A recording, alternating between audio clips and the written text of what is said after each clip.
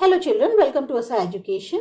आज हम कर रहे हैं chapter unit 12 English book grade 10 Gujarat board से। चैप्टर की शुरुआत उसकी एक्टिविटी से।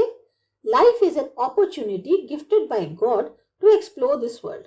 जिंदगी जो है वो मौका है जो हमें भगवान की तरफ से मिला है ताकि हम इस दुनिया को ज्यादा से ज्यादा जान पाए, एक्सप्लोर कर पाए।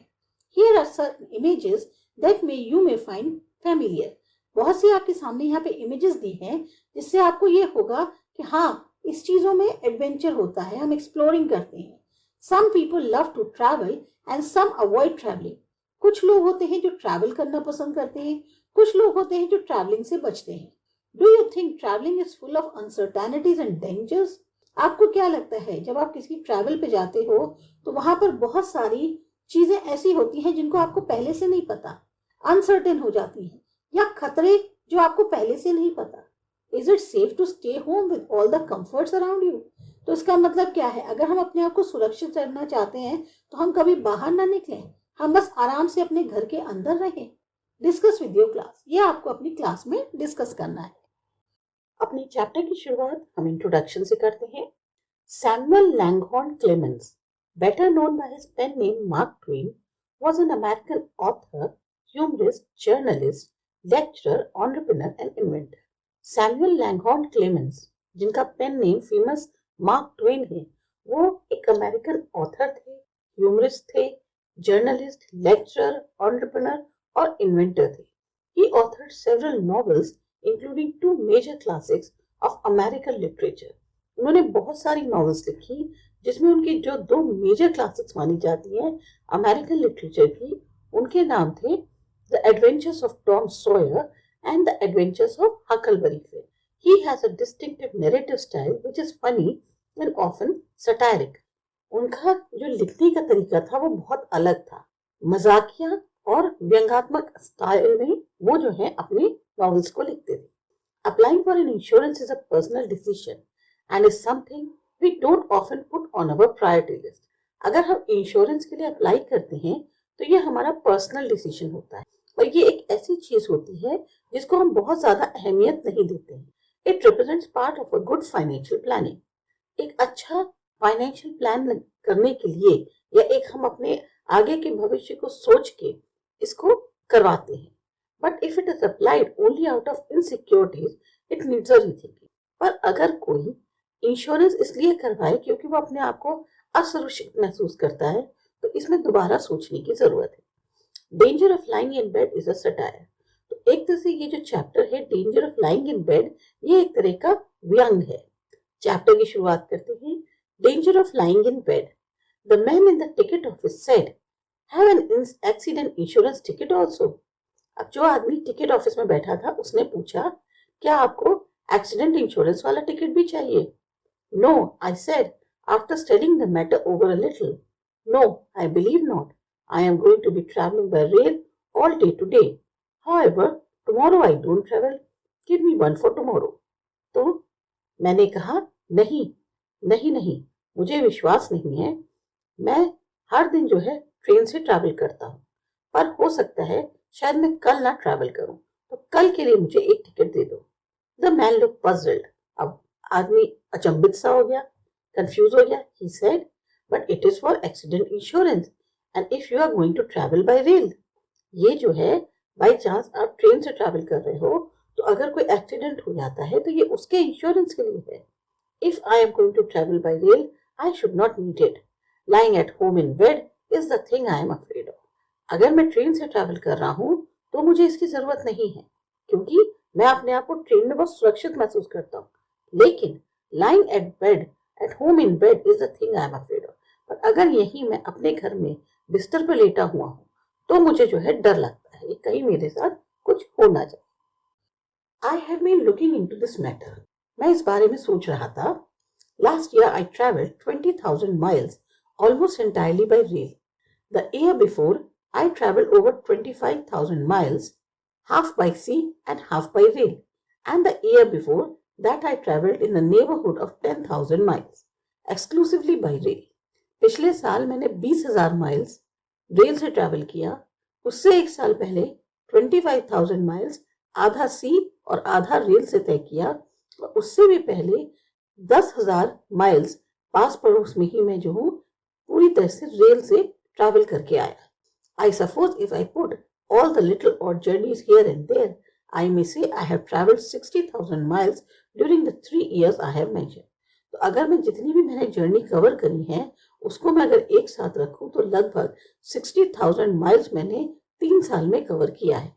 And never an accident. तो मेरा कभी भी कोई एक्सीडेंट नहीं हुआ.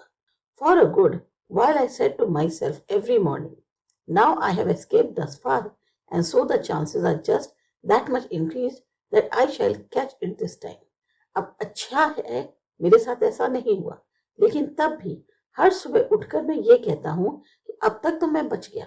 पर हाँ, एक्सीडेंट होने के चांसेस बढ़ते जा रहे हैं, क्योंकि भाई कभी ना कभी तो होगा. अब तक तो मैं बचता आ रहा हूँ, हो सकता है शायद इस बार हो जाए. I will be shrewd and buy an accident ticket. तो मैं क्या करता हूँ, चालाकी से हर बार एक एक्सीडेंट का जो इंश्योरेंस टिकट होता है वो खरीद लेता हूँ. And to a dead moral certainty I drew a blank and went to bed that night without a joint dislocated और अ बोन स्प्लिंटर्ड. और मेरी कुछ खुशकिस्मती देख लो कि हर बार वो जो एक्सीडेंट का इंश्योरेंस टिकट है वो ब्लैंक जाता है. मैं रात में सोने जाता हूँ, ना मेरी कोई जॉइंट डिसलोकेट हुआ होता है, ना मेरी बोन टूटी होती है. I got tired of that sort of daily bother. हर दिन की इस चिंता से मैं परेशान हूँ. And fell to buying accident tickets that were good for a month. और पूरे महीने जो है मैं इस तरह से एक्सीडेंट टिकट्स खरीदता रहता हूँ. I said to myself a man kind buy 30 blanks in one bundle. मैं अपने खुद से भी यही कहता हूँ कि एक इंसान एक बंडल में 30 ब्लैंक्स जो है नहीं खरीद सकता. मतलब हर दिन जो है मैं इंश्योरेंस टिकट, जब भी मैं अपने बेड पे जाता हूँ मुझे डर लगता है, मेरे पास एक इंश्योरेंस टिकट होता है लेकिन वो खाली जाता है. But I was mistaken, there was never a prize in the lot.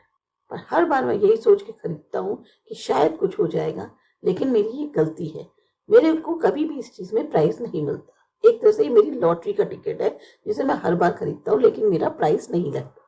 I could read of railway accidents every day, the newspaper atmosphere foggy with them, but somehow they never came my way. मैं हर दिन railway में जो accidents होते हैं उनके बारे में पढ़ता हूँ. न्यूज़पेपर में पूरी तरह से यही सब छाई रहती हैं खबरें, लेकिन कभी मैंने इस चीज को नहीं फेस किया.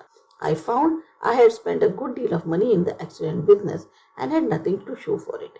कहने को मैंने इसमें अपने ये जो एक्सीडेंट बिजनेस है इसमें बहुत पैसा लगाया है, पर मुझे इसमें कुछ ज्यादा मुनाफा नहीं हुआ, ना मैं कुछ हासिल कर पाया. My suspicions were aroused and I began to hunt around for somebody that had won in this lottery. अब मेरे को इस पे शक होता है और मैं जो हूँ उस इंसान की तलाश कर रहा हूँ जिसकी कहीं ये लॉटरी निकली हो. I found plenty of people who had invested, but not an individual that had ever an accident or made a cent. मैंने ऐसे बहुत से लोगों को ढूंढा जिन्होंने इसमें इन्वेस्ट किया है, लेकिन आज तक कभी किसी का कोई एक्सीडेंट नहीं हुआ, ना इससे किसी को कोई फायदा हुआ. I stopped buying accident tickets and went to ciphering. इसीलिए मैंने जो है टिकट्स खरीदने बंद कर दिए हैं और कैलकुलेशंस कर रहा हूँ. The result was outstanding. और उसका जो नतीजा है वो क्या निकला? The peril lay not in traveling but in staying at home. कि जो खतरा है वो ट्रैवल करने में नहीं है बल्कि घर पर रहने में है. I hunted up statistics and was amazed to find that after all the glaring newspaper headings concerning railroad disasters, less than 300 people had really lost their lives by those disasters in the preceding 12 months.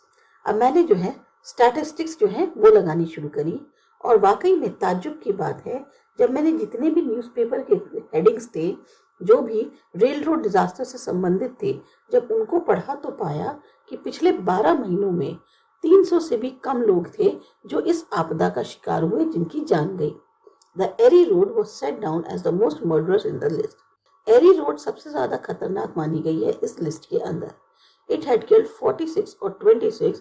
I do not exactly remember which, but I know the number was double that of any other road. Erie road पे सबसे ज्यादा जो है लोगों की जाने गई, लगभग 46 या 26. कितनी थी एग्जैक्टली नहीं पता, लेकिन हाँ किसी और रोड के मुकाबले ये सबसे ज्यादा थी. But the fact straight away suggested itself that Erie was an immensely long road and did more business than any other line in the country. लेकिन जो सत्य है वो ये है कि एरी सबसे लंबी रोड है और सबसे ज्यादा जो है काम चलता है इस पर, यानी लोग इस पर सफर करते हैं किसी और रोड के मुकाबले, जो रेलवे लाइन है उसके मुकाबले या रोड के मुकाबले। So the double number of killed ceased to be a matter for surprise. तो अगर यहाँ पर दुगने लोग जो हैं वो उनकी जाने गई हैं तो ये एक ताज्जुब का विषय है।